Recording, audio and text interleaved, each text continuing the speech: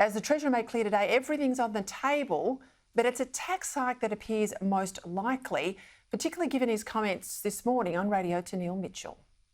Are you considering taxing at a different rate income over on the income and the superannuation deposits over a certain level?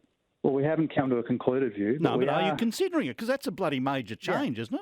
I don't think so. Oh. I don't think people consider it to be a major change. Joining me now, Shadow Finance Minister, of course, for superannuation in the previous coalition government, Senator Jane Hume. Jane Hume, I'll play it again. Before the election, the PM was asked about super, and he said this. Does Labor commit to the current super arrangements for self-funded retirees and other superannuants? And do you rule out any increases to super taxes and changes to caps? We've said we have no intention of making any super changes. One of the things that we're doing in this campaign is we're making all of our policies clear. We're putting them out there for all to see. So how's a tax hike, Jane, not a major change?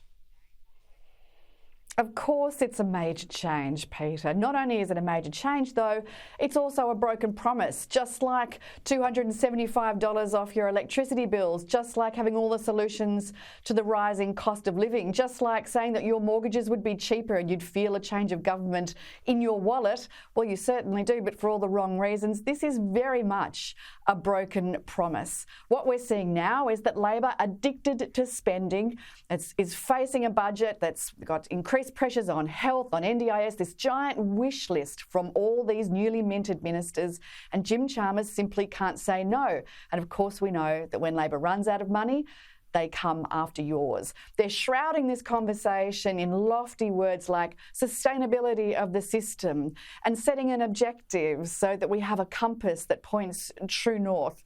But I think we should unpack a little bit of what that means.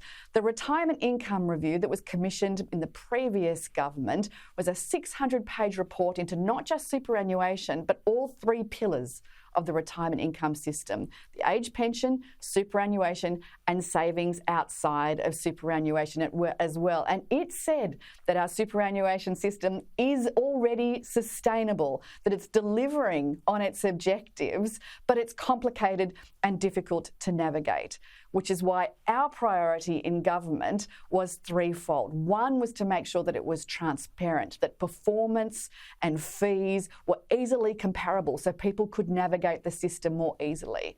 The second was that trustees had to work to not just the best interest of members, because that can somehow change to say, oh, it's in the best interest of members to live in a low emissions environment. The best financial interest of members is what is most important. We want to make sure that super funds invest for members' best financial interests. And finally, we wanted to make sure that people could invest more in superannuation when they were capable of doing so. So women coming back to work had higher levels of contributions that they could make, catch-up contributions. People selling their house and downsizing to a smaller house could put more money into superannuation. And self-employed people could get the same tax concessions as people that were PAYE. So these were the superannuation changes that we made, making the system more transparent and easier to navigate. But we did not change the tax system because we know that people are relying on that when they make their decisions about their retirement. Jim Chalmers is coming after people's retirement funds. Let's get back into some of the detail from the government, though, Jane. I mean, I take all those points, but they both point, the Prime Minister and the Treasurer today, to liking the recommendations from the Grattan Institute, and they're floating a whole range of things like removing tax concessions if your balance is over a certain amount. They don't like this idea, the Grattan Institute, of taxpayer-funded inheritance schemes. You can't leave your super to your family.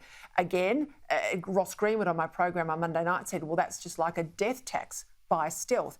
This idea potentially that you won't be able to take a lump sum out when you retire, maybe to pay off what's left of your mortgage, then in fact you'll just have to take your own super as some sort of self-funded pension. And the idea, particularly for those young people, I would say 30s and 40s, they've gone off and done other things, they've finished their education, they've got some money in their super now, they want to buy their own home, and not being able to access their money for what I would regard, and forget using it for dental and that stuff, but their home is incredibly important when they retire, that's paid off. What do you think of those things, Jane Hume? Well, there's an awful lot to unpack there, Peter, but I think the most important thing is back to that issue of a compass. When we were in government, our compass was very clear, very easy. It's not the Labor Party's money. It's not the government's money. It's not the union's money. It's not the fund manager's money.